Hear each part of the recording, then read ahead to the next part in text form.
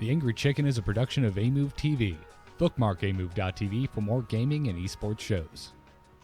The Angry Chicken is directly supported by listeners like you via patreon.com/TAC. Everyone, get in here!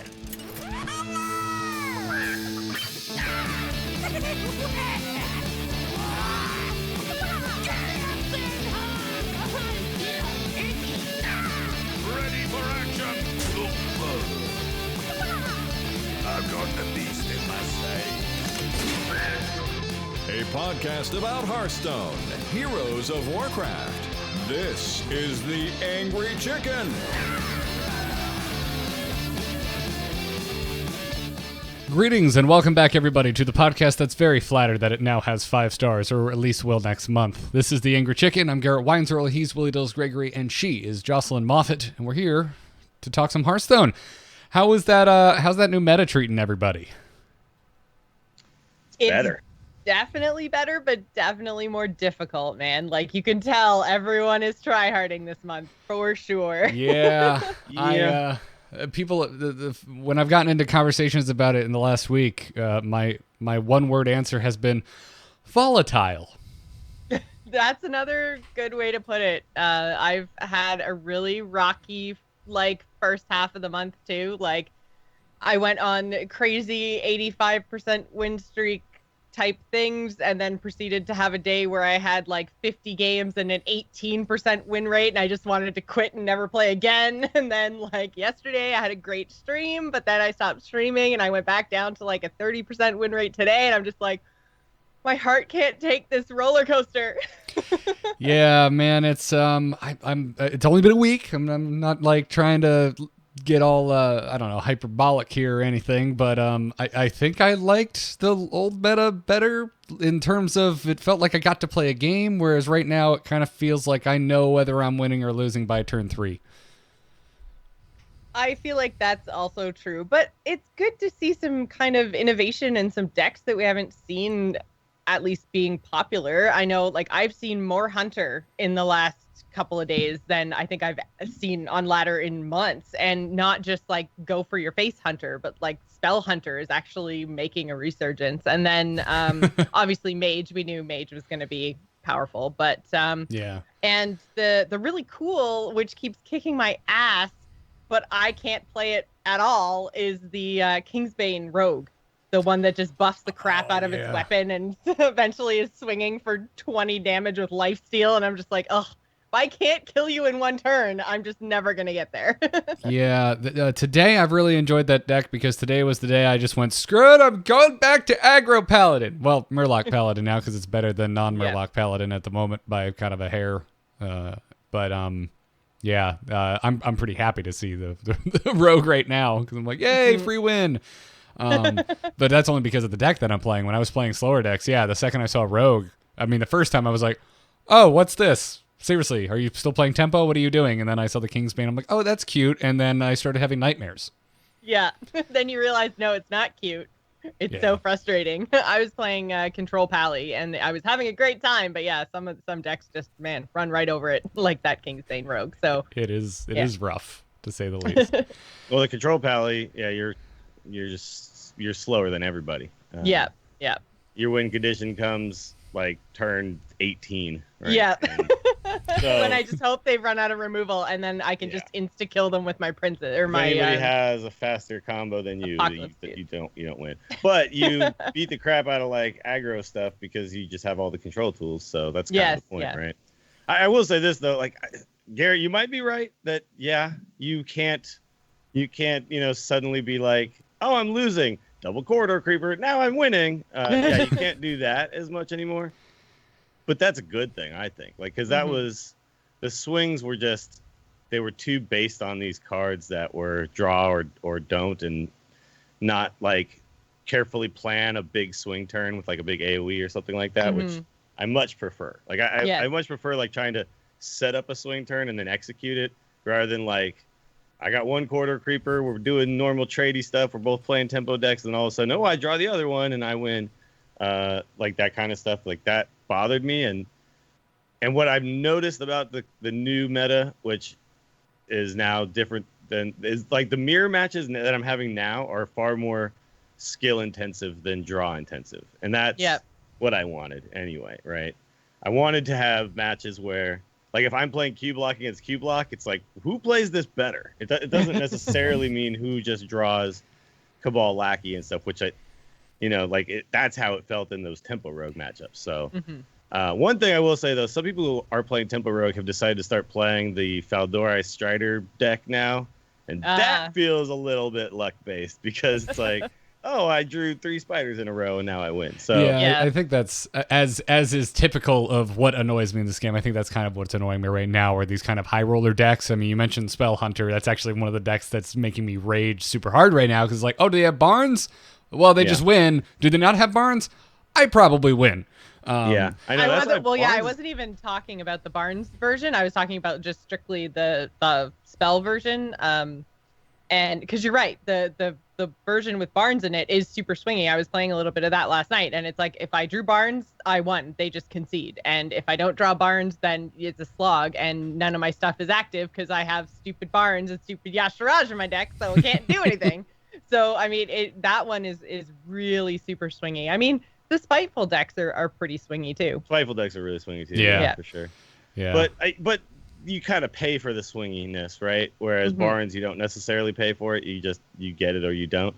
I'm really kind of hoping that, I know Barnes is going to rotate, so whatever. But it's always going to be there in Wild, and Big Priest in Wild is just really annoying. And I've been playing some of it because it's a deck that's just pretty good against. There's all these like crazy Giants decks, Warlock Giants decks in Wild, and so it's like, well, if I let those games go on too long, I just lose. So I'll just high roll for Barnes as Big Priest, and then sometimes I'll just win because of Psychic Scream. And it's that's what I've been doing, but I don't like it, and I don't want it to continue. I want that to go away. I think they should change that card at some point, because it's always going to exist in Wild. It's always going to be that I either high roll you or I don't think so.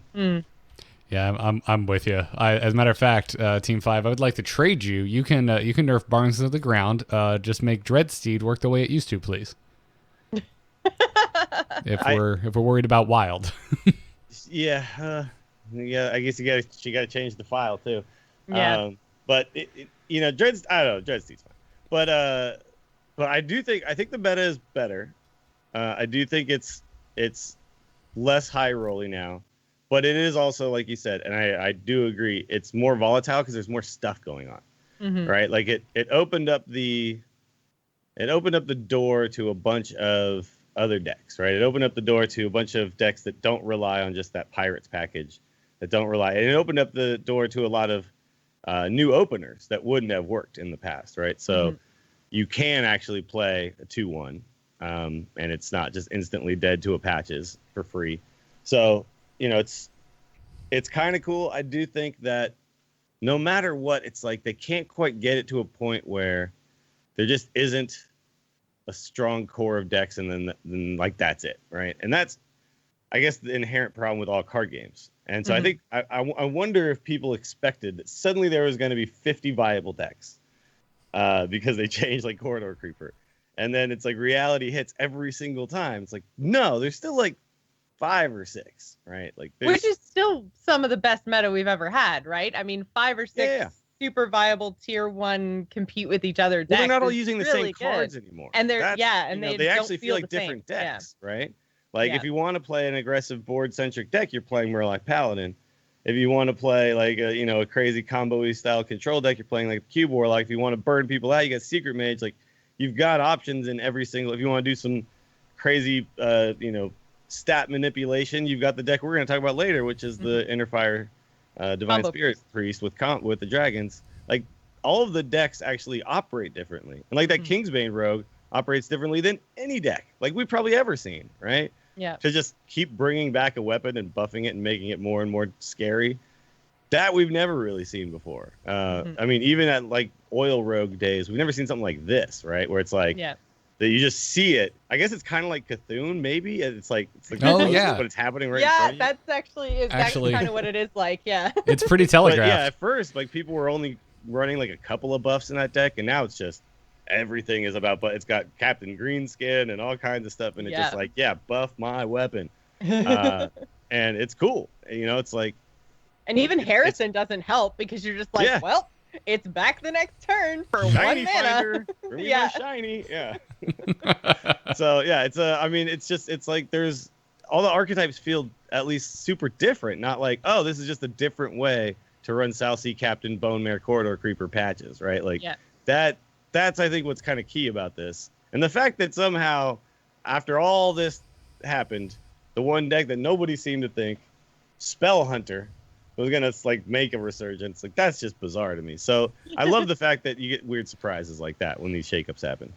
Yeah. I think the biggest thing is, for me at least, this meta feels like we've got, and it might just be because we haven't figured it out yet, right? Like it's literally been a week. So I feel like right now there's like the 5 or 6 decks that are really up here, and then everything else feels really down here. And so I feel like that gap is the biggest that we've ever had.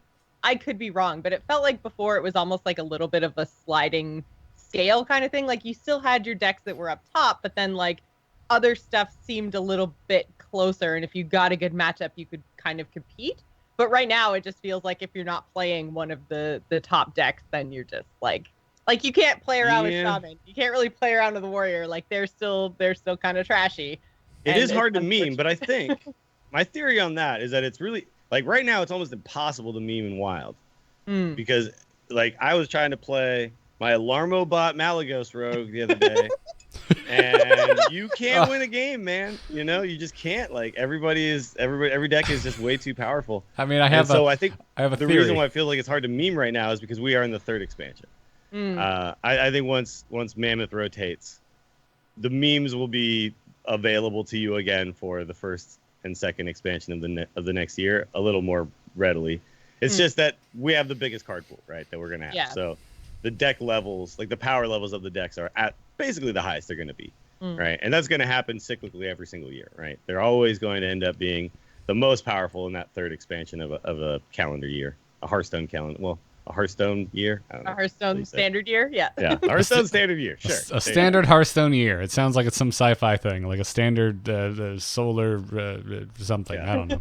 Rotation. 25. Exactly. Hearth date. So yeah, it's hard to meme when there's just so much to do because everybody's just like Wild is insane, right? I'm trying to rank up in both so that I can be ready for March, you know? Yeah. And it is so much easier to rank up in standard, like so much easier. It's just, I go and I play my 15 games. I even had to work a bunch, and then Iggy got sick. I had a bunch of I've had a really rough beginning of this month as far as playtime goes, and I'm still at rank 7. Like it's just it wasn't that hard. It was just, standard. Like I'm playing a top tier deck and I'm playing 15 games and I'm trying, right? And I'm paying attention. Okay, we're winning. Then I go to Wild and I'm like, all right, what's the best deck? Oh, this Giants Warlock. Okay, cool. Well, I'm going to run about 55% win rate because there is 30 viable decks. They're all crazy powerful and they all counter each other. And it's just like you can't put together a streak ever. And I'm playing the de facto best deck. It's just, Wild is just that crazy right now because it is so damn. The power level is insane. Don't you kind of want that to be what Wild is though? Like that's I think my dream. I'm right? not complaining about it. It's just it's so difficult, and that's kind of like we're at like the most we'll get of that in standard, right? Yeah, I don't know. I'm just in a weird place, at least on the standard ladder right now, where when I see a Q block, I'm like, oh, thank God. Something I understand. It's still probably gonna kick my ass, but we should probably reference the fact that Q block isn't the end all be all of decks like everybody kind of thought it was going to be, huh? I mean, it's still powerful, pretty damn solid though. I mean, but when I play it, I tried one of my 15 game sessions with it, and I did not do well. Well, I think part of what 8 and 7. I think what part of what happened was, I mean, everyone's running Spellbreakers now. It feels like it seems like that deck's getting targeted a little bit. It's definitely being yeah. Plus with it's been around. It didn't get nerfed. Nothing got changed, right? So it's the one that people have the most experience playing against. So it's like they queue into these other decks and they're like, WTF do I even do right now? Queue into Q block and they're like, good. All right, I know what this guy's going to try to do and this is how I'm going to play around those things. So I think it's just experience. But I think you're right, Dills. I don't think it's all that great right now. I think the Zoo deck is actually more powerful. Yeah. Oh, yeah. Dude, Zoo is like totally insane. resurged now. It's the people are running this. There's a couple funky versions out there too. It's like this really funky non-quest discard zoo. Yes. That I've seen started to come back. So frustrating. Yeah, no, it's running like the silverware golem, and it's running the friggin' the Howl Fiend and stuff. And I'm just like, how are you running these cards without the quest? And like, why is it working? Yeah, we don't need the quest. Yeah, and then they've taken Keleseth out. They put back in the Homunculus, and they put in Demon Fire, and it's super strong right now. But I was looking at HS Replay, and the most played deck right now, Q-Block is third on that list. As when I look at all, like for only this patch and only Legend and all ranks, not just like Legend or whatever, like all ranks. It's Secret Mage, Murloc Paladin, Q-Block, and then another version of Secret Mage. So it's like that's really just been people realize that Secret Mage is going to burn those Q-Blocks out, and then Q-Blocks and the Murloc Paladins are going to kill them before they get set up, and sometimes just gentle Megasaur and just murder anybody. And then Q-Block is just kind of like, I thought we were going to be awesome, but we're just getting run over now. So, I mean, it's still a favored matchup against. I'm getting very specific because I've been playing Murloc today, but it's still favored against Murloc. But it's, you think so? I think so. I think Murloc's are favored. If you can play it right, I think Murloc's. You gotta make sure you don't back into a Defile or stuff like that. But I think the Murlocs just tend to get there more often. Yeah, but sometimes I don't know. Sometimes you can't play around the Defile. I don't know. It's pretty close. Sometimes. I mean, even looking at HS Replay just off the top right here. I mean, it's agreeing with you. They're slightly favored, but it's pretty close to a 50%. Sure, yeah. I mean, they're both good decks. So, but the fact that the Murlocs are now running Spellbreakers, and I think a bunch of them are running Hydras now and stuff too. So they're kind of going back to like one of Sometimes we just get this one giant minion that just smashes your face in. Yeah. You get your double blessings back, so you have the ability to just turn one minion into a giant threat, which is something that they weren't doing for a long time, right? Because they had to run like all that stupid pirate stuff and corridor creepers. There ain't no room for blessings. So yeah, I mean, you're right. It is close. I think in my experience, the Murlocs tend to get there pretty often because you just get such a strong opener, and they're like, I want to tap, but I'm gonna be dead if I tap. You know? And that's the issue. Like, they don't really get going until turn 5 or 6. And if they do stabilize, sure. But sometimes they stabilize, and then you spell break and just kill them. All right, fine, Dales. I'll admit it. I lost a game to a Q-Block today that I got down to 4. All right? Might be getting personal here. That is frustrating. Sometimes that will happen. Yeah. So, like, sometimes you'll get them down to, like, 4 or something like that. And then you'll be like, okay, cool. And I got the spell breaker, so I'll be able to get through. And then all of a sudden they're like, heal for 16. And you're like, what? Wait, what? I was in WoW. I wasn't even playing Hearthstone the other day, but for our friend of ours, Clark, messaged me. He's just like, when did Warlocks start healing better than the healing classes? Yep. Yeah. I'm just they like, feel like crazy. Think about it though. Geist is your friend. Yeah. And yeah, sure. Geist actually. Yeah. Cripples. Well, because there's so many different targets for it right now. We're gonna talk about it in a second with the combo priests. So you get rid of their inner fires. You get rid of, it originally was only, or we thought it was going to be mostly just get rid of Jade Druid, but now like you've got combo priests you can target. You've got Warlocks with their Immortal Coils and Dark Packs you can target. The Druid Spellstone. Like there's so many pieces on the ladder right now that you can just totally wipe out of people's decks. So Geist, I think, is a really good tech card right now. yeah, It is, but you have to be playing a deck that, like, you don't want to play Geist in Murloc Paladin. You don't want to play a 6-mana 4/6. So No. you want to be, you need to be playing it in, like, you need to be playing like Big Spell Mage or stuff like that. Like, and also that's the thing. It's like it is a good tech card. It kills a lot of decks, but it's like the archetypes that really want to run it, I think they are not that popular right now, right? Like, I'm not very scared of Geist. It has happened to me a couple times when I've been playing this combo priest thing that we're going to talk about. But like, I'm looking at like the most popular decks out there right now, and I'm just like, which ones are running that card? Like, which ones can afford a Geist? And it's like that big spell mage, right? And then what else? Like, I don't know what else. I'm trying to remember. Well, the Control Paladin. Control Paladin can run it, yeah, for sure. Although, if you're running the combo one, you can't do it because you want 1-cost spells. Right. So generate I 1-cost wasn't. spells. to like use later with the combo, right? Yeah, so I wasn't running the combo version. I just had the Death Knight, and then sometimes it got there, which was super cool and fun. So, yeah, more just like an attrition deck. Okay. Yeah, so not trying to do it all in one turn, just not trying to auction master beardo people. Right, yeah. That Paladin deck is the Hearthstone equivalent of turtling up your Protoss base and just building carriers. Yep. And I don't understand why that's a bad strategy. It's what I used to do, man. It's what I did to my roommates in Moose college. IRL in chat says he runs one in Control Lock, and that you can do too, because you're not as reliant in the Ren Super Control Lock. You're not as reliant on the cube strategy, so you don't care about killing your own minions with your one and these are so far long game decks that aren't as concerned with being perfect in their draws. I mean, but that's the thing; those aren't really there anymore, like as much. Like they're if they are there, the Geist is very good. But it's like, man, those decks aren't just at the top. Like everyone's still kind of doing their game plan rather than alter your game plan stuff, right? So. Like, I'm looking at the most popular, and I'm just like, none of these can really afford it. Secret Mage, no. Murloc Paladin, no. Cube Lock, obviously not. Spiteful Priest, no. 6 mana, 4/6 sucks. Zoo Warlock, no. Quest Mage, no. Rogue, I'm guessing this is Kingsbane. Yeah, no, you can't run it there either. Because you got deadly poisons and stuff and boomerangs. So, it's weird. Maybe we'll see the Skulking Geist meta at some point, but for right now, it's like still everyone's just so focused on their own game plan. I like that a card like that does exist though, because these are the types of counterplay. It opens up the ability to design interesting cards because you could counter them, right?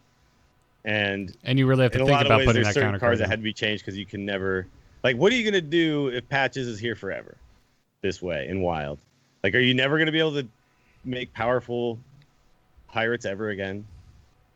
Kind of, because they're always going to have this Patches thing, right? And it's like if a card like that, it's like this does the job that the Crab should do, but it does it better because it's not stupid and swingy and it's like, no, I just screwed with your strategy. I didn't just suddenly insta win because I hit a target with this card, right. Your 4/6 didn't then turn into like a 6/9 or something. Yeah, it didn't get. Oh my god, what if it got buffed for every spell it destroyed? Oh lord, oh god. I want it I want that now, but I want them to do it in like half increments. I want to be able to end up with like a 5.5 attack, 8.5 health. Let's not get into half attack, please.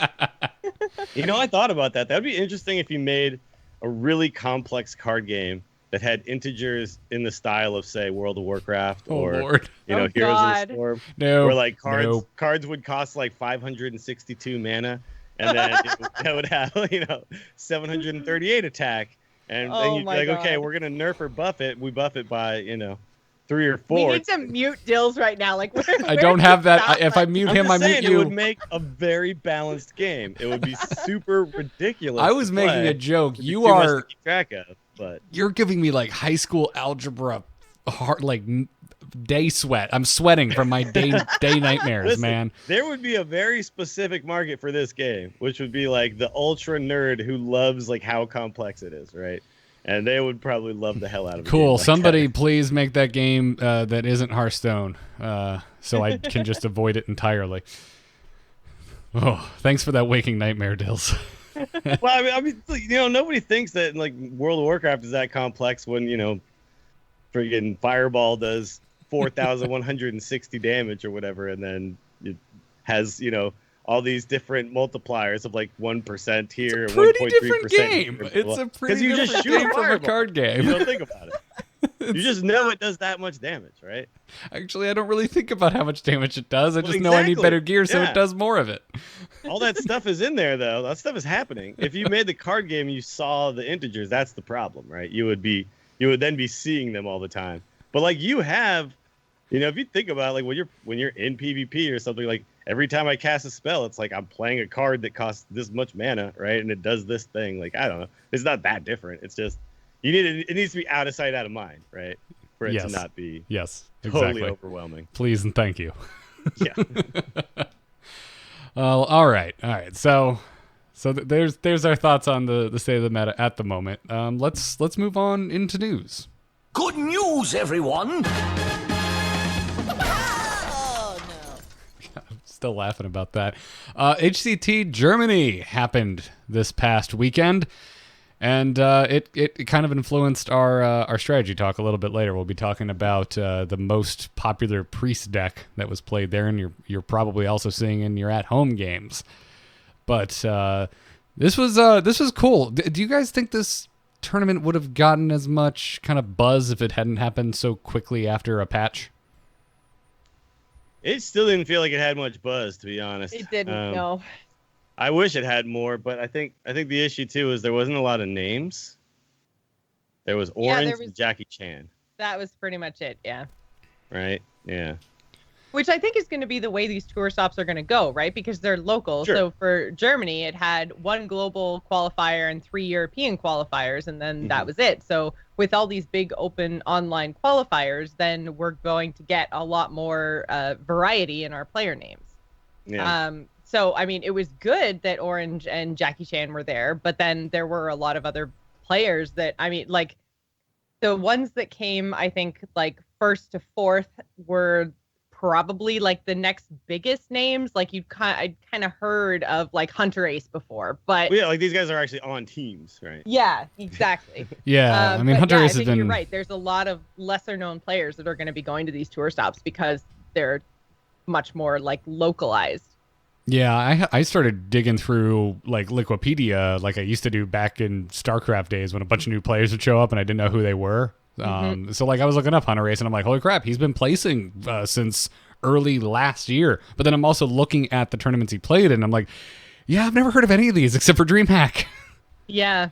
And plus there's a lot of people who were like, I think, well, I remember Odimian. I know him from stuff, but stuff, yes. Is it Glazer maybe, or I can't remember.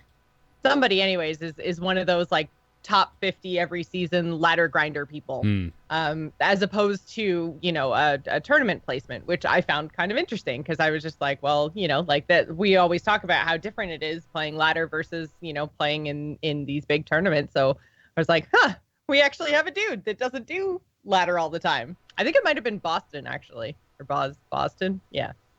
Boz. I think he's there. Yeah. I think he's our ladder grinder. Yeah, he did pretty good. Finished 3rd, 4th. Yeah, I mean, I don't know. I guess I got this impression that people were talking about it, but I mean, maybe it was just compounded by the fact that people were talking about just this is like the first real tournament we've seen since absolutely. Right. And there was not. I mean, what else? As far as like Twitch views and things like that, like I tuned into it a couple times, and it was like, you know, in the teens, not like 20, 30,000, 40,000 people watching. Although there might have been more. I didn't like go down. Didn't scroll down and check and see like how many people are watching it in German. Like I didn't look into that, and that might have been completely different. But yeah, I think this is how these ones are going to go, and it's still always going to be the you know, the seasonal championships and stuff that are, and of course the worlds that are going to get like the big numbers, and these are all going to kind of be, they're going to feel regional. That's okay.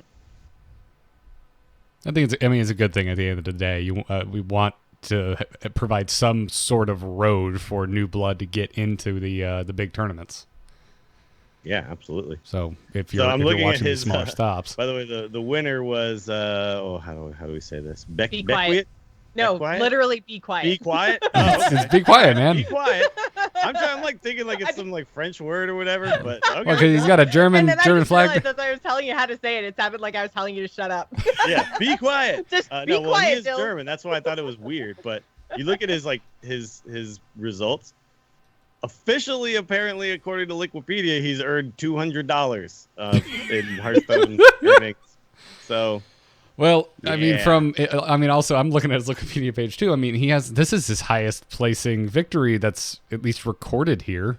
But this is supposed to give him 3,000, and that's not updated. It just hasn't updated yet. Right. I don't know. Yeah, I don't know how. Right, but all this stuff is. But most of his victories and stuff are all like these Strivewire, like online. But yeah, but before this, again, online grinders versus people who normally place in the big tournaments, and I think that's probably because we haven't had a lot of like big tournaments. Like the DreamHacks were kind of the big ones outside of like the seasonal championships and stuff. So now that we're going to have big tournaments every other week, I think we're going to be introduced to a lot of different players. And again, because they are every other week, you're not going to get players that are going to, first of all, they have less qualifiers to do because it's not just open globally all of the time. But I think you're going to have a lot less players that are able to actually travel all over the freaking place. So yeah, I don't know. I think this is going to be a hurdle for them going forward, is just like trying to hype up these tournaments with a whole bunch of names we don't know. But I also think it's kind of cool to see all these new names and not just get the same players over and over again, because that's what I was worried about, that we would only get the big names, the guys with teams, the ones that could actually afford to travel all the time. So it's kind of cool to see the way they have actually set it up, that you have online qualifiers ahead of time, so it's not just big name all the time. Yeah. Well, some new big names might come out of it, right? Yeah, exactly. Yeah. Yeah. I mean, when we still have the same amount of major Hearthstone events, this is just giving us even more Hearthstone to watch if you're, more of a hardcore viewer. Mm-hmm.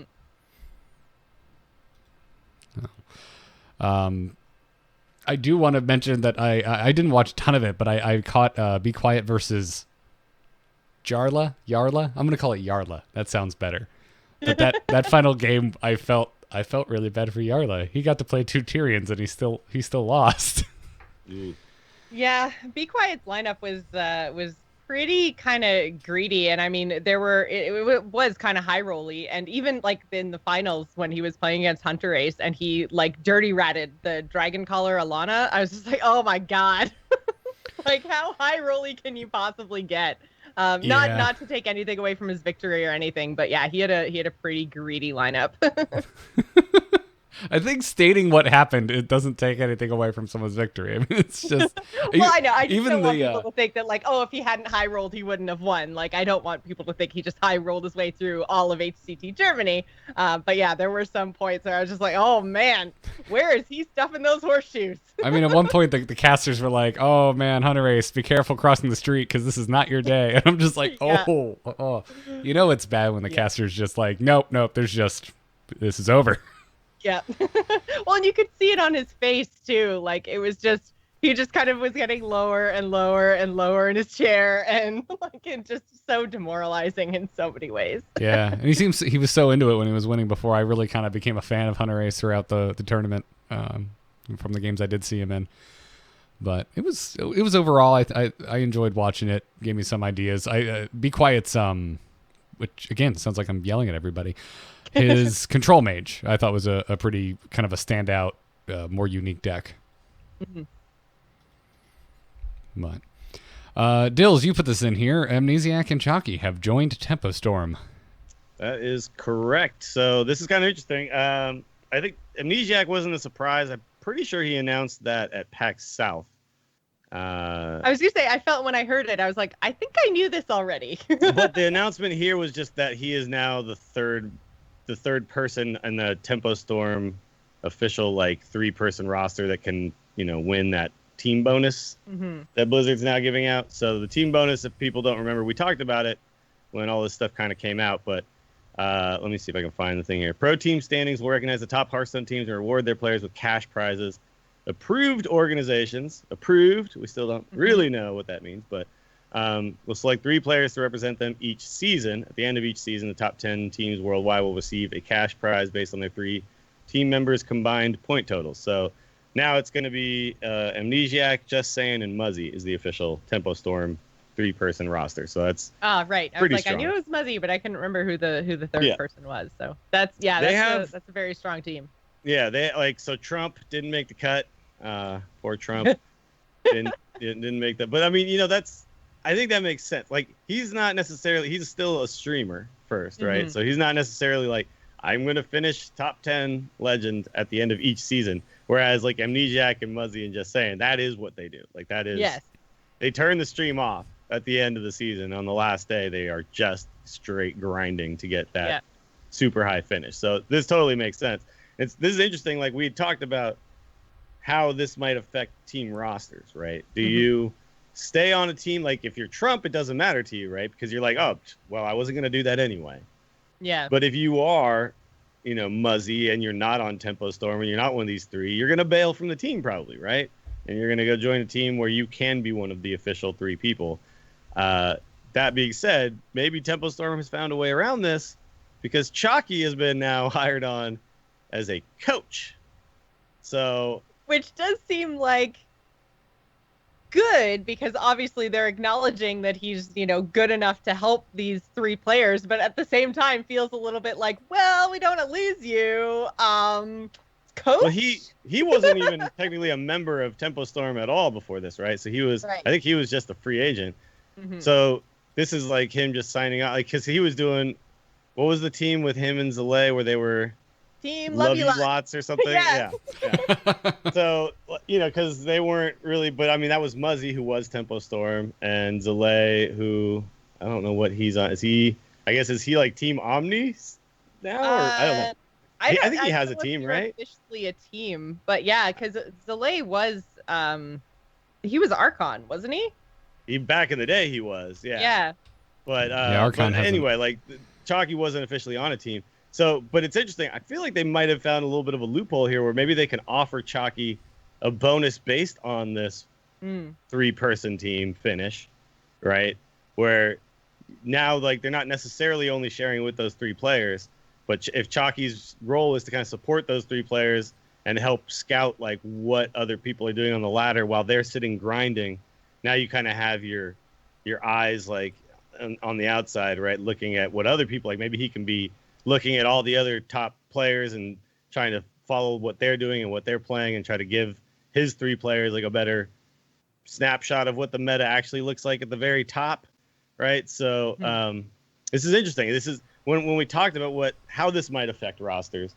I never considered the option that maybe they just go around it by instead of, oh, you can't be on this team because you need to find another team where you got that top 3 spot. Now maybe, yeah, like instead they just say, okay, well, our 4th player, we'll still offer you a chunk of that if we get there. But what you'll do is have a different role in it, right? That's what I was saying when we were first talking about it, is that there were no rules saying that the prize money had to be split equally between the 3 players, or that Blizzard was dealing with handing out that money. It said, this is how much money. Right? Yeah, this is how much money the team wins. So then, yeah, I think you're right. The team then gets to decide how they distribute that.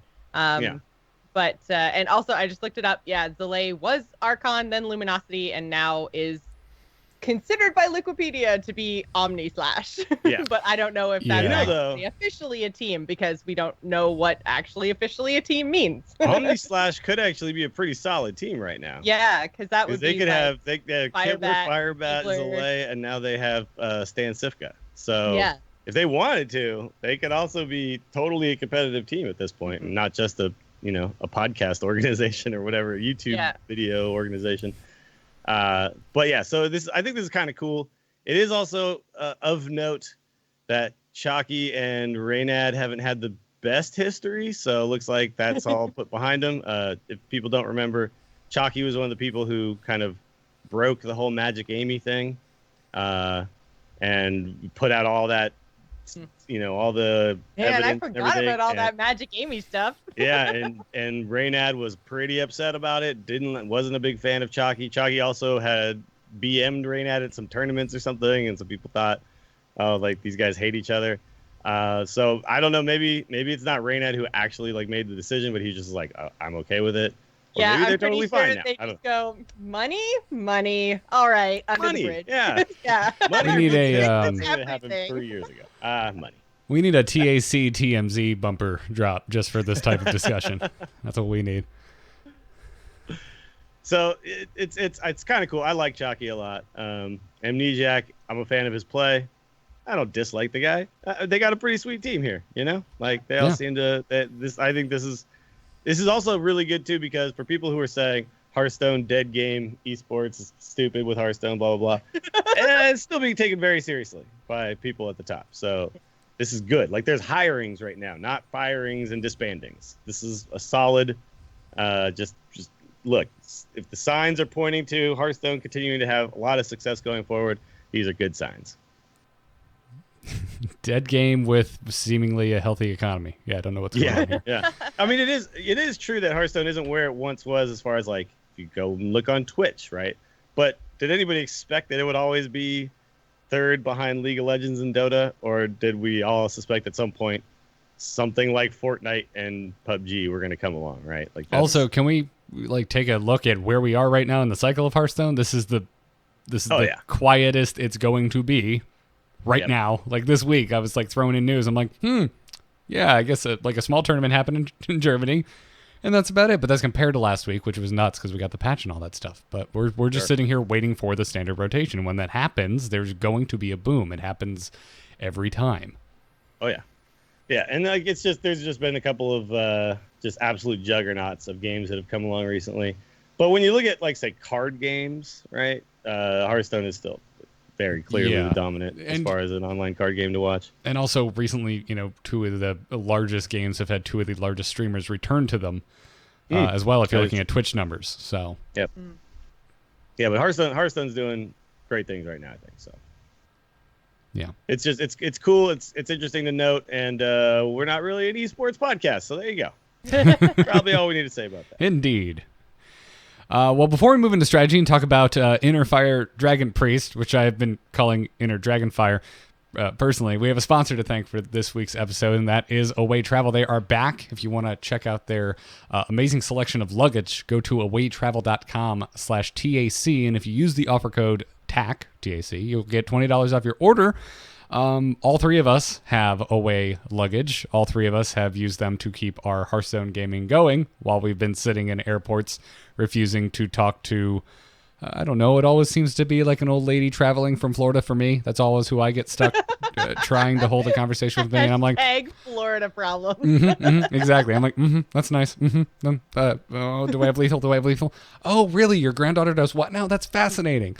And luckily, the Away carry-on luggage has batteries in them that you can charge up, that can keep your devices going, on top of all of the other, good things about Away luggage. They've got the TSA approved combination lock, which I'm a big fan of.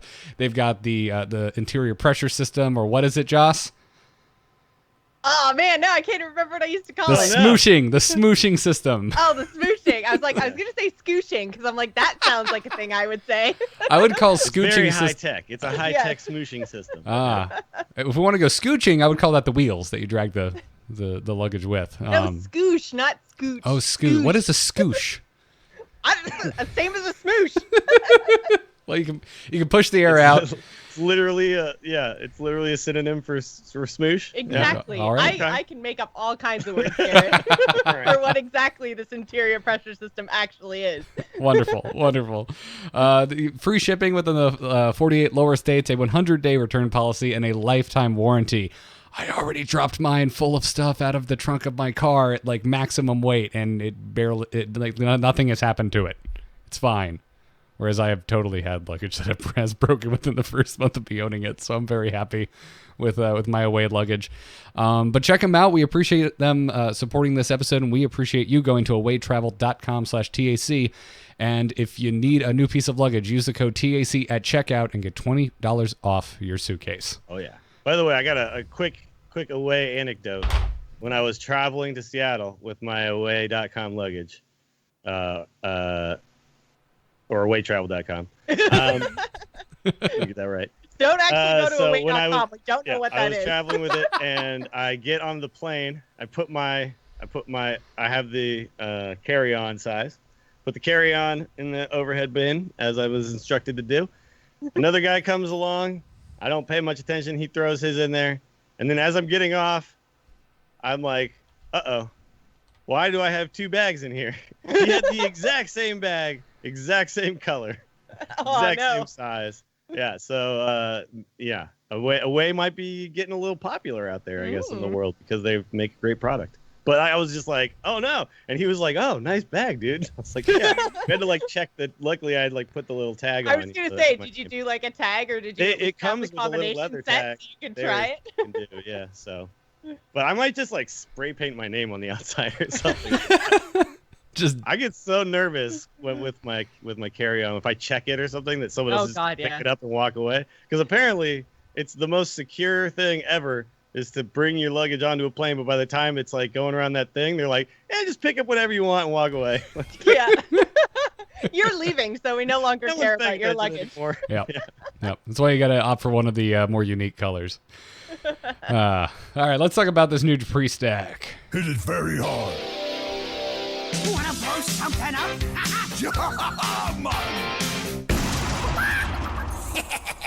Time to pay.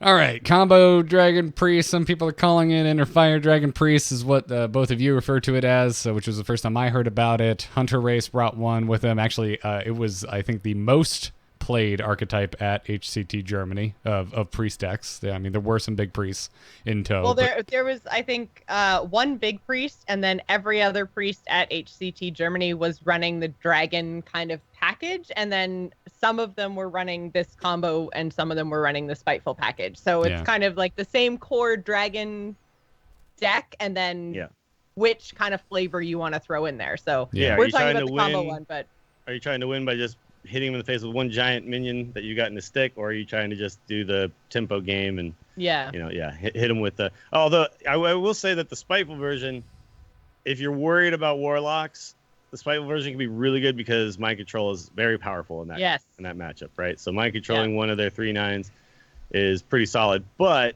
in a tournament setting where you can just ban that, you don't necessarily need to worry about it. So to beat the other versions, I like this better than the spiteful. I think right now it just does really well against all the aggro, and because you don't want to necessarily, like, you can play for board for a little while and then you can kind of forget the board at a certain point with this deck. Whereas spiteful, you're like constantly having to worry about the board, right? And hold on to it. And this time you can kind of be like, okay, you can have the board. Just let me have one minion and I'll kill you. Well, and that's the thing with a lot of the aggro decks, right? Is that they see you throw down a cleric, or they see you throw down like the Radiant Elemental, and then like you put a Power Word Shield on it here, and maybe a Talon Priest there, and they're just like face, and then you're like, oh, by the way, 30 damage, suck it. Yeah, you're dead. Yeah, it's pretty good. So, but this was it's actually this last tournament wasn't really like the first time we've seen this deck start to pop up in tournament settings. Sintalal was running this at the Worlds. And he actually had some really interesting games. It did pretty well for him. It's the deck that he ended up having that crazy game with Frozen where he turned himself. They were both Frostlich Jaina's. Yeah. It started with this deck, right? Because he was trying to like figure out a way to kill him. And it's really interesting if you watched him play it, because I had tried a deck like this in the past. And I was always saving my Divine Spirit Inner Fire stuff for just trying to kill people out of nowhere. He was doing a lot of things that I hadn't really considered, which was I'll just make a big minion even before I kill you and just force you to have an answer to it, right? So that's the kind of stuff that now watching him play and playing a lot with the deck now, these are the things that I hadn't considered, and it's changed the way I played the deck, where you don't necessarily, it's not like a pure combo where all these pieces only come out when it's time to win. It also just makes a big minion that's hard to deal with too, right? So well, yeah, it's like everyone was all jealous of the whole, early rogue Van Cleef turn 3 6/6/8/8 whatever. It's like now Priest can do that too. Oh yeah. Sometimes I play a cleric early on, and then before you know it, I have a 6/6 on turn 2. Yeah. Right? Yeah. But it's kind of funny because like this whole inner fire combo thing has been around since literally the beginning of Hearthstone. So it's kind of cool to see it making a resurgence now that we have a solid deck that it can kind of go in without having to go too like down the road of like you have to make the inner fire combo work, right? Like so, the dragons are just so powerful on their own, and so you can play a bit of a tempo game too. That now it wraps the combo in this nice little dragon package, and it's viable again. And I think that's really cool. Well, the joke that I used to make was that was everyone's first deck. Because everyone would see Divine Spirit Inner Fire and they'd be like, oh my God, wait a minute. I could just make one giant minion. And it's like, those cards are almost there to give everybody their first glimpse at what a powerful combo can be, because it was never that good, right? And I think the issue was always, you had to play weird cards. You had to play, the 1/7 Taunter, and you had to play like you couldn't just play injured Blade regular old strong Circle minions. Yeah, you had to play something really tricky. I remember when we made the Confuzzle Priest, right? Yes. Like, we were playing the 1/8. Oh, God. We were playing the Death Lords. Death Lords. Yeah. We're playing all sorts of weird stuff, just trying to get minions to stick. Mm-hmm. And now, because you've got cards like, like Twilight Drake's always been there, but you got cards like the Operative, you got cards like Cabal Talon Priest, which is just good on its own. Mm-hmm. You always got Radiant Elemental, so it makes it, you can get these options going cheaper. It's like, oh, okay. I don't have to just like focus in on playing weird minions I would never play in any other deck. Mm-hmm. So immediately that gives away what your strategy is too. But also, like, I can now fight for the board proactively rather than hope that they don't run all their minions into my 1/7, right? And then I don't kill any of their minions, and my dude's dead. So it's much, much better. I'm just trying to think of how any of us were like instantly gravitated to Inner Fire combo in the early days when Leroy Jenkins cost 4 mana. Yeah.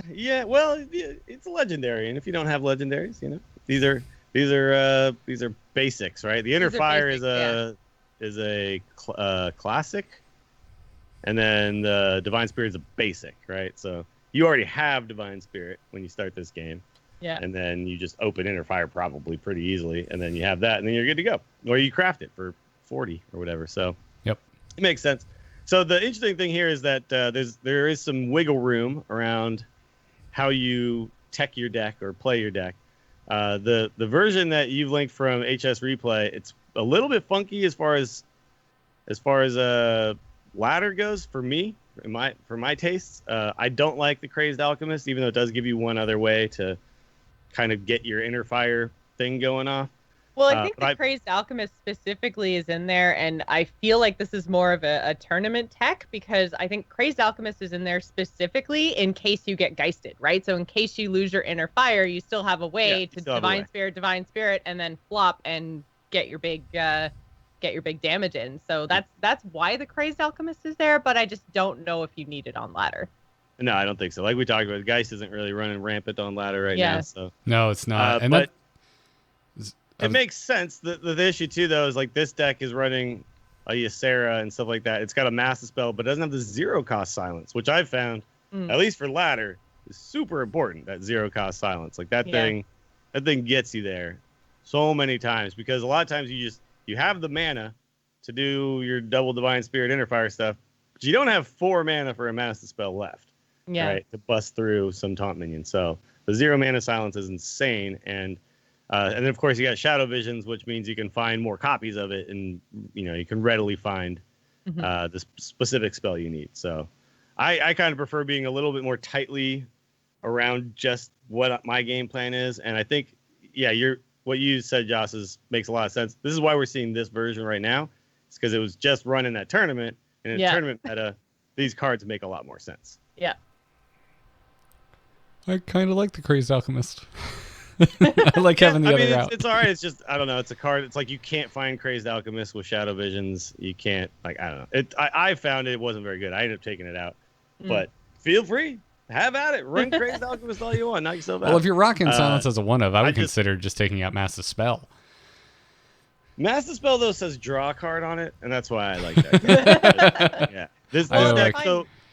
My version has no Ysera and no Crazed Alchemist, and it has 2 Novice Engineers, because a lot of times, like, the thing is, you could kill him if you could just draw one of your Inner Fire Divine Spirits, right? Like, you're always, like, kind of missing, like, one piece, and Novice Engineer is, like, 2 mana, give me a card right now, right? And so it's just, like, just being able to cycle is just so damn strong in this deck. It's weird, because I initially considered, like, why is there no Acolyte of Pain in here? Because that's got 3 health. I could maybe even use that body to win. But the problem is with that card is that sometimes it's like draws too much, or sometimes it costs 3 and you don't cycle immediately. So it's like I need to just get the card right now. That's what Novice Engineer does for you. So that's why I think it's in there. It's just been a lifesaver so many times. Acolyte really scares me for the mirror matchup as well, since this is running Potion of Madness. Sure, yeah, you don't want, exactly.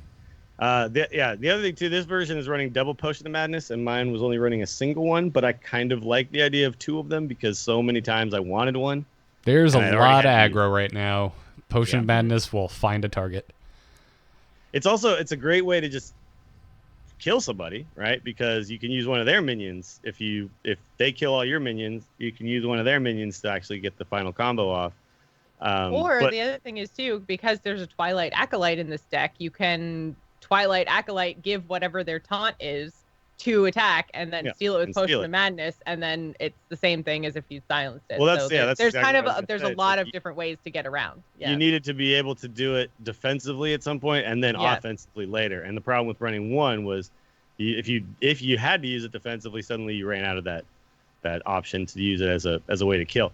So like say especially against the Warlocks, right? Like I feel like looking at this version, they're probably banning Warlock, right? Because they just don't have. Oh yeah, I feel like Warlock was the top banned class again at HCT Germany. So, but on ladder, if you're playing this, like the beauty of that is that if they play those 3/9s, you just go, oh, Twilight Acolyte, you're 3/9, Potion of the Madness. I got something with 9 health that turns into something with 36 pretty easily, right? So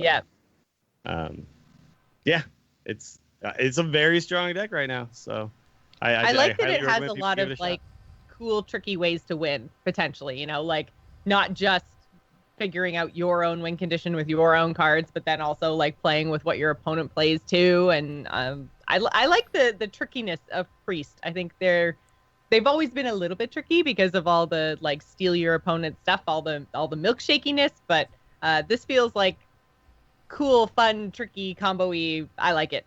It's really complex to play too. It is complex. Played it on. That's a better word than all the words I tried to string together. Sure. Well, no, I played it on stream a bunch of times, and I made a lot of mistakes where people were like, "Oh, you had lethal," and I was like, "What? Really?" Yep. And it's like, "Oh yeah, you did. If you had done this and this and this," it's like, "Oh, yeah, you're right. I think I did have lethal." And so 8,000 times before you do anything. Yeah, you got to be thinking about what your turn might look like while their turn's going on, so that you can make these calculations quickly. Because sometimes you have to figure out some really weird stuff to actually get there. You have to like get one of their minions out of the way and then buff a bunch of your minions up, and sometimes that means you got to heal it first, and you got to figure out how much mana do I have, and it's like everything's kind of happening. Sequencing is so important. Yeah.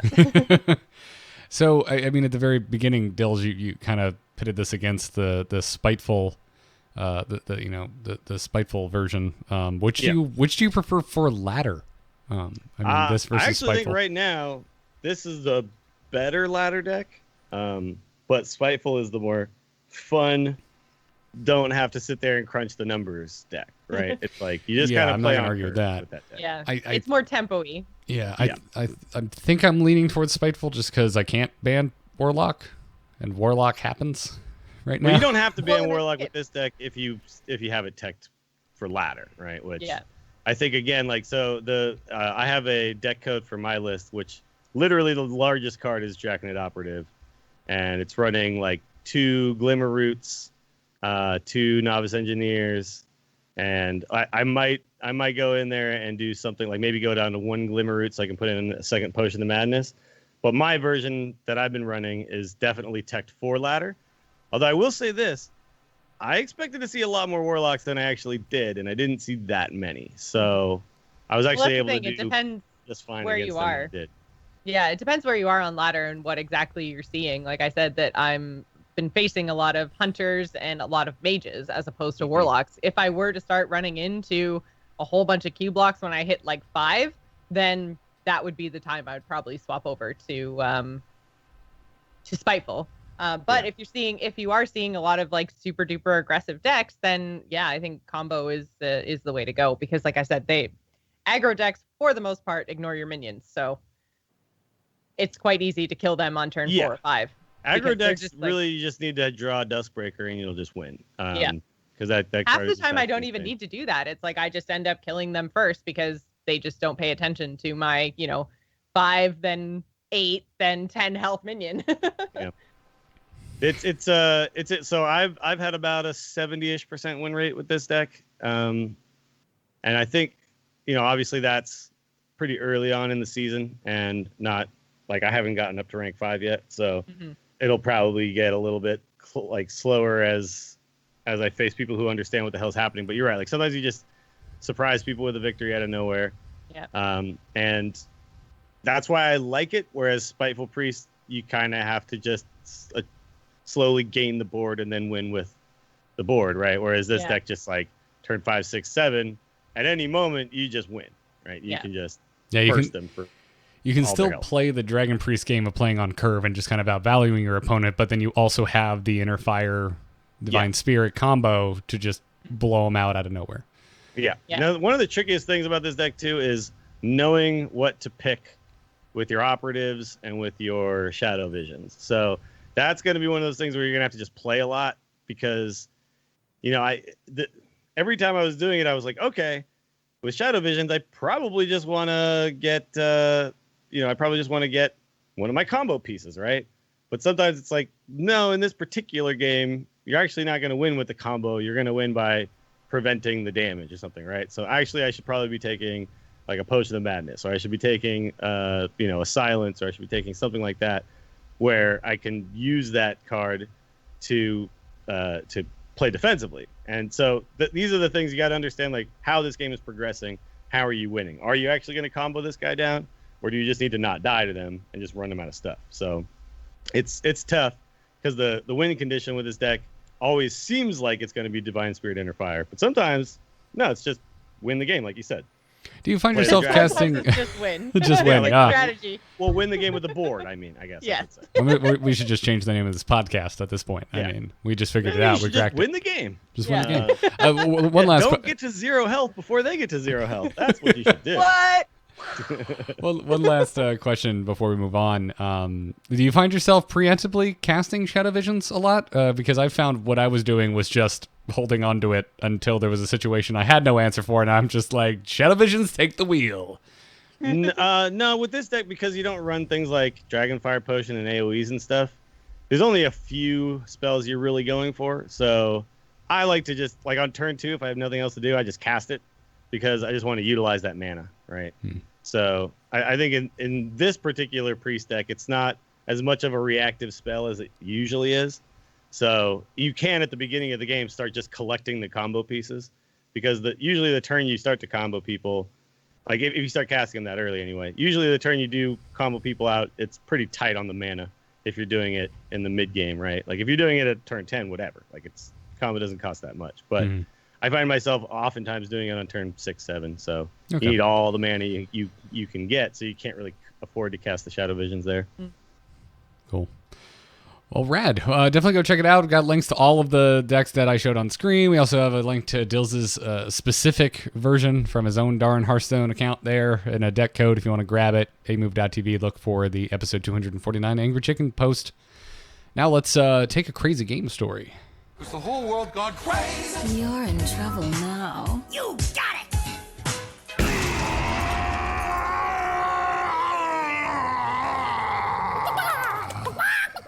You can send your crazy game stories to tacpodcast@gmail.com. B-Mill-E writes in and says, hello, Furious Fowl. This game story comes hot off the heels of the most recent nerf. When all my decks were invalidated, I decided to take your advice and try out my mage decks. Secret mage, to be specific. This isn't a crazy game story. Secret mage is just good. There's something crazy about this.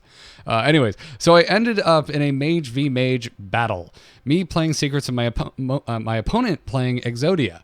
The game goes along, and I have a fairly strong lead, with me at 27 health and my opponent at 2. I'd call that a strong lead, yeah. All I can do is ping him to 1 health with one little secret hanging out on his face. I knew this to be Hall of Fame ice block. Luckily, I had 1 in play as well, and 1 sitting in my hand for backup. Then the madness happens. He draws, and through a series of unfortunate events, gets 5 sorcerer's apprentices down and pops his quest. Woo! He plays Time Warp, and I'm sure I'm safe sitting behind an ice block. Sure enough, Tony comes out, and he whittles me down to 1 health with a barrage of fireballs, popping my ice block and passing. But lo, I play my second ice block and explosive runes for good measure and ping his ice block away. Now all I have to do is wait out 1 more turn and ping for the win. Then it happens. He proceeds to attack my ice block and does the unthinkable. My opponent plays the powerful Yogg-Saron, end of all my hopes and dreams. But I'm not out just yet. My explosive runes will kill the Yogg and do 1 damage I need for lethal, right? Fun interaction for you. Yonk's battle cry runs until completion before my secret will pop, and you better believe my opponent has cast a plethora of spells. The hurricane begins. First comes Ironforge Portal, so he has a 5 effective health now, so my ping option next turn is out. Then comes Spike Ridge Steed on Yogg. Like, what is even happening right now? Then a Molten Reflection on Yogg. Make it stop. Then it happens. Equality! Yes! This means my secret will deal 1 damage to Yogg and then lethal. I've done it! My confidence is through the roof as my opponent only has a few spells left. Alas, as Magic Spell Man winds down from his barrage of RNG, the last spell is played. Vanish. All minions get destroyed as my opponent's hand is full of 2/2/6 taunt dinos fall on the board. My secret having never activated. Womp womp. I draw Medivh's Valet, hit him for 3, ping him for 1, and pass with my opponent and I having 1 life left each. He well played and pinged me for my final destruction and ended the game. What a roller coaster ride of emotion. Lesson learned, tech against Yogg? Right? Keep it real, you crazy chickens. Well, you can't tech against Yogg. An untechable card. But never punish. Your opponent totally misplayed there. You should have definitely cast Yogg before popping your Ice Block, because if Flare was one of the Yogg spells, he just wins, right? So, yeah, that sucks, man. I hate watching opponents like make terrible plays like that and then still somehow finding a way. Yeah. Because Yogg reasons. Yeah. It's been so long since we had a Yogg story, and it's rotating out of standard, so I thought it was worth sharing. I am raging on behalf of Bill Millie right now, or B. Millie. That's rough. I mean, look, Yogg always has that potential, right? To just kind of do something ridiculous. To be a broken piece of crap that should have never been introduced in the game. I know, Dills. I know. I know it does. But it's fun because it's not competitive anymore, so it's fun. Well, before we move on to emails and wrap the show up, let's thank our patrons supporting us over at patreon.com/TAC. If you found that story interesting, if you like what we're doing here on the show, and you want to support us, patreon.com/TAC is the best way to do so. This week we wanted to thank Chris H, Roy R, and Ryan R. Thank you very much for becoming some of our bosses. Very much appreciated. All 3 of us do. And yeah, thank you. Now, let's wrap this up with an email or two. Hello? Hello, it's me. Hello. Just quickly, did you get my message? Yep. Oh. Hello, brother. Keep those emails coming to the same place, tacpodcast@gmail.com. Dills, you want to start us off? Sure. Flumpin' Tud sends us a message. I don't know why I find that so funny. He says, "Dear guys and Gallus Domesticus, okay, having recently opened a pack which revealed my very first golden angry chicken, I thought I would celebrate the occasion by contacting you to relate an idea regarding the tracking of wins per hero. My wife and I, found it a nice improvement when the folks at Hearthstone showed us the number of wins per hero beyond 500 we have obtained. But I think it would be nice if there is a way to display that in battle mode. Currently, there is no way to tell that golden hero has been responsible for 500 successful conquests or 2,500. I would offer a suggestion to Team 5 that they consider putting a glowing gem in the frame of the golden hero power to indicate having surpassed a certain level of wins. This will be a nice little bit of bling that may indicate the experience level of a foe that one is about to engage. I find I have little incentive at this time to use my golden heroes while other heroes have yet to achieve their golden status. If I can send my goldens into battle to strive for another gemstone, I would be more inclined to do so. What do you think?" Yeah, I mean, we've talked about how it's very cool to earn something by just like playing, and have these goals to achieve. But, Jocelyn, I think, is in the same boat as you. She's talked about. I was in the same boat until I got all 9 heroes golden, that I just was focused on playing the heroes that weren't golden to get them all golden. Now that I have it, it's awesome because I'm just like, hey, now you can play golden, whatever you want. Play whatever I want. Yeah. But it would be, I would love it if there was some sort of indicator, like you got shinier and shinier as you, moved your way up and got even more wins. So yeah, if they had a gemstone system, that seems totally fine to me. There's probably plenty of ways to do this. Kind of like what they do with having more portraits, like more like Overwatch, right? Like every time you level up, it's a little fancier, right? Yeah, Diablo does it too. So. I feel like we've talked about that a lot, how they're really, that's one of the things that they're probably dropping the ball on the most right now, especially considering it is a free-to-play, air quotes, card game. Like cosmetics in general, like things to do with your hero, like not just the alternate hero portraits, but, you know, just all kinds of cool, like hats and different borders and like things on your hero power. Like you could do so many different cool things, and they're really not doing that customization of your character at all. And this would definitely be a way to do it, because I know, like, I mean, I know I get down on myself for my Hearthstone skill a lot, but like I feel like when I play as my hunter and I have my golden hero power, I'm like, oh no, don't worry. I only have like 600 wins. Like this isn't actually all that impressive. Like this is what I'm telling my opponent, like not to worry because I only have 600. And then I go up against golden people and I'm like, oh my God, I bet they have like 3,000 wins. They're going to totally wreck me. It would be nice for my peace of mind to have an indicator there. I drive myself crazy. I understand. I'm quirky, okay? I've never really been motivated by golden portraits in the first place, and I haven't really been motivated by the upgrading portrait borders in other games like Overwatch or Diablo either. But I really split my time between a lot of games, so I'm never usually the one really maxing the stuff out. So that's also probably playing into my reaction to this, but I wouldn't be against it. It's just that. Well, I think Heroes is the one you probably play the most competitively, right? So because you get the same thing in Heroes, right? You get different borders depending on, like, there's like silver, gold, platinum, whatever. Honestly, I kind of ebb and flow between Hearthstone and Heroes. It just kind of depends on the mood I'm at, which game I'm more burnt out on. That kind of stuff. But my point is, you get the different things depending on your rank in Hero League, right? You get the different portrait borders. Right. But if you were to there, I think what is a little more maybe directly applicable is just your overall number, which is just your full accrued level of all your heroes together. And so, like, if you compared me to Kyle, I'm like at less than half what he's at, because I've split my time between a lot of games. Same thing for Hearthstone compared to you guys. So it's just I'm just saying I'm probably biased because I'm just like, yeah, this is fine. I don't need it. But it's also not something I think is bad. I don't see it. And I'm with you with the larger overarching of, why don't we just have a ton of heroes we can buy? Why not, like, give me just a peon? I just want a peon that goes, more work, something like that. I just want some really dumb, in-jokey Blizzard things to display as my Hearthstone swag. Mm-hmm.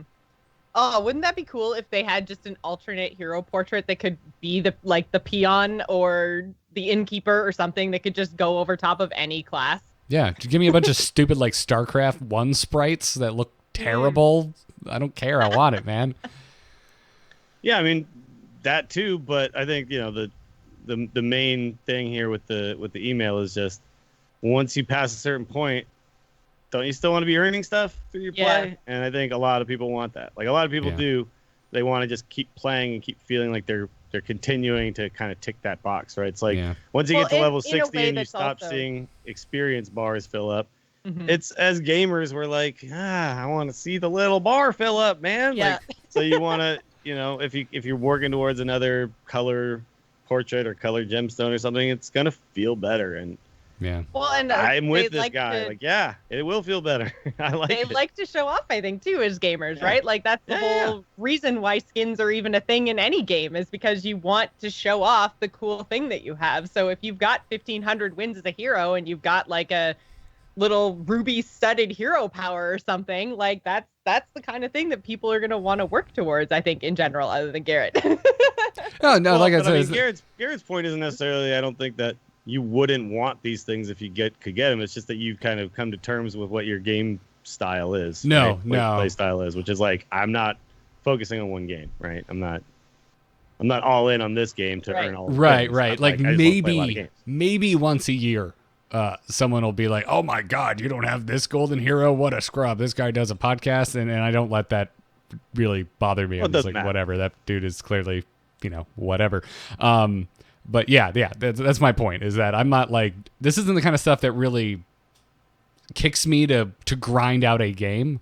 A portrait would, or a unique portrait, something like that would. Card backs that would have had they made them more scarce, but there are so many card backs at this point that I don't care about them anymore.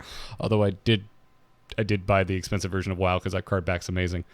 But yeah, I mean that's kind of my general point is, why not? It's not something that's going to spur me into action, but I don't think it hurts to play devil's advocate or maybe Broad advocate. I mean, Ben Broad has mentioned multiple times their hesitation to put certain things in the game because they feel like it makes players think it's required to keep playing a certain way. I think you can deter that with a system like this by just making it never end. I mean, that's what Diablo's just.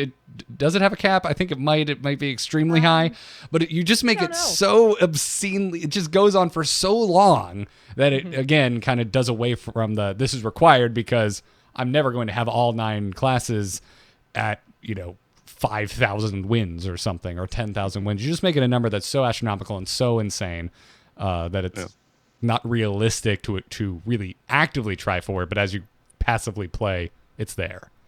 Eventually, all like the extra leaves and gold bits and stuff and extra gems and things just take up the whole screen because you have that many wins that you just can't see anything except all the extra bits they've put on to reward your wins. I mean, I feel like they overestimate the amount that people will feel like, oh, well, now I have to play all the time. Like I get it, and yeah, you don't want to make people feel bad, but also it makes people feel bad when they get to the end of a journey and then they feel like, now I can't.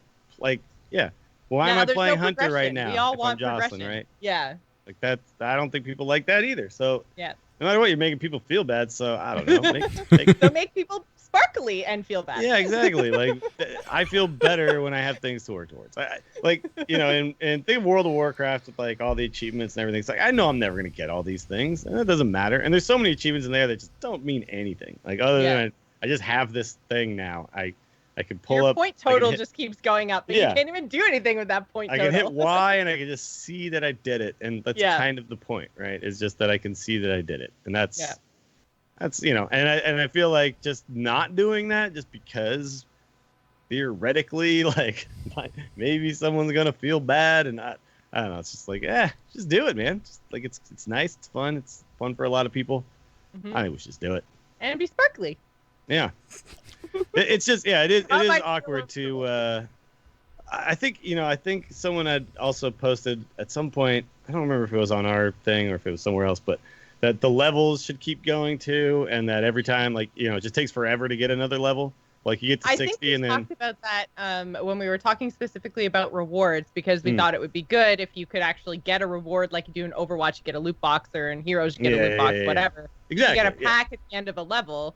If the level system just kept going, that would be another way that they could reward players. So I think that's what help you get like more golden cards and stuff like that. Like just just more things for like continuing to play the game at the level you do, right? Because if you're not like a pro player, you're not trying to earn hundreds of thousands of dollars. Like sometimes people just play the game a lot because they love the game. That's great. I don't think there's anything wrong with that.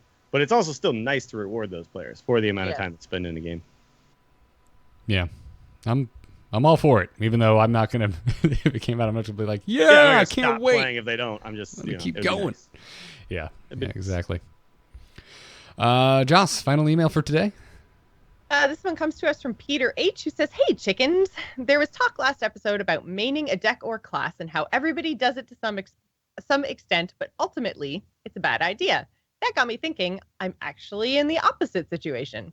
I've been playing since shortly after launch. I recently achieved my 4,000th ranked win. I have a golden mage, shaman, paladin, and hunter. Warlock and druid are both over 400, and rogue is over 300. Warrior and priest, not so much. Both of these combined have less than 100 ranked wins.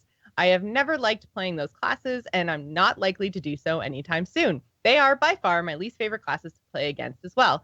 I was thrilled during the Purify debacle, and patrons, big priest, and Razakus have all come close to making me quit the game. So after that long-winded intro, here's my hypothetical scenario for all of you. Imagine, if you will, the next time you log into Hearthstone, you're given a choice. Pick a single one of the 9 classes. You can no longer play as that class on ranked ladder for the rest of your time with the game, but you will also be guaranteed to never be matched against it. This choice is only given to you and has no chance of warping any metagame. What class do you choose? Mage. Mage? Really? Mage. Interesting. I think I would go rogue for sure. I Miracle probably shenanigans.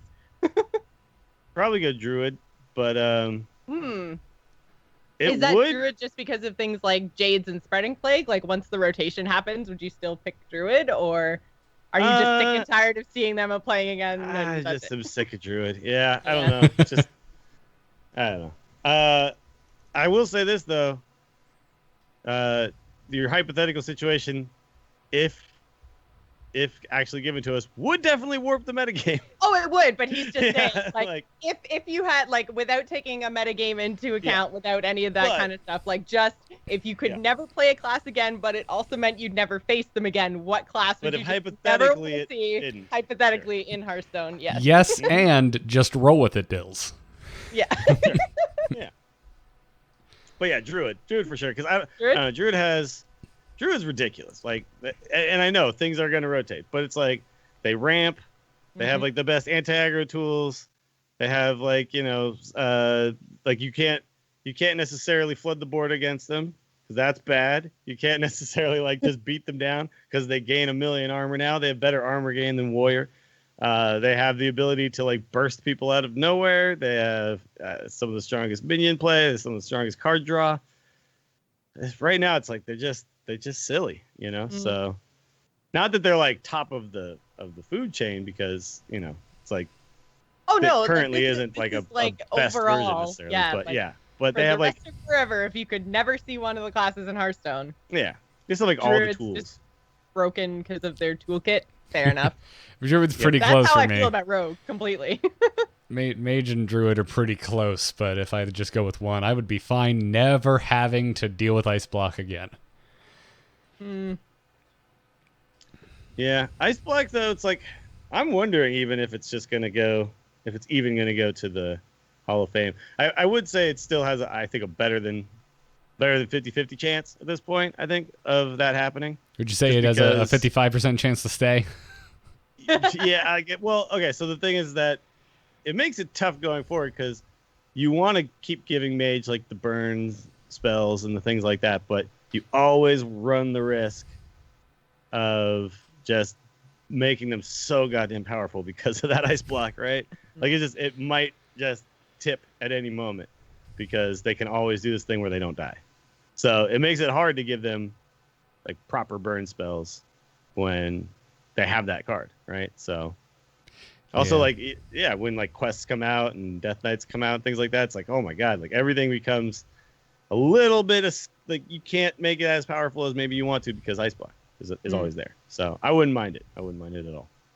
Well, I think when they were talking about, there was some blog post or maybe some Broad post at some point within the last like 6 or 8 months, I feel like, where they said like, oh yeah, and Hall of Fame rotations are like Ice Block will happen, blah, blah, blah, where he didn't actually say specifically 100% confirmed that Ice Block was moving, but it was very heavily hinted without actually like committing. He may have been replying to someone who's using Ice Block as a specific example, but yeah, I feel like it was a blog post or something, like not a Reddit comment, but I could be totally wrong. Angry Chicken Archivist, what say you? It's in the chat room right now. When did I say this? What was Broad talking about? Yeah, well, that's an interesting hypothetical, to say the least. I thought it was fun. It was a little bit different. We've been getting a lot of emails about like rewards in Hearthstone and, the same sort of stuff. So this is a little bit different and fun. I like fun hypotheticals. I've always been a fan of those as questions. So keep those questions coming, tacpodcast@gmail.com, and that's going to close the book on episode 249. Thank you again to our patrons for supporting this here podcast. This is part of what Dills, Joss, and myself do for a living. So every dollar that comes into patreon.com/TAC does help us quite a bit, and we can't thank you enough for that. If you dig the show and you want to help us out in a free way, a 5-star review to iTunes helps us find new listeners.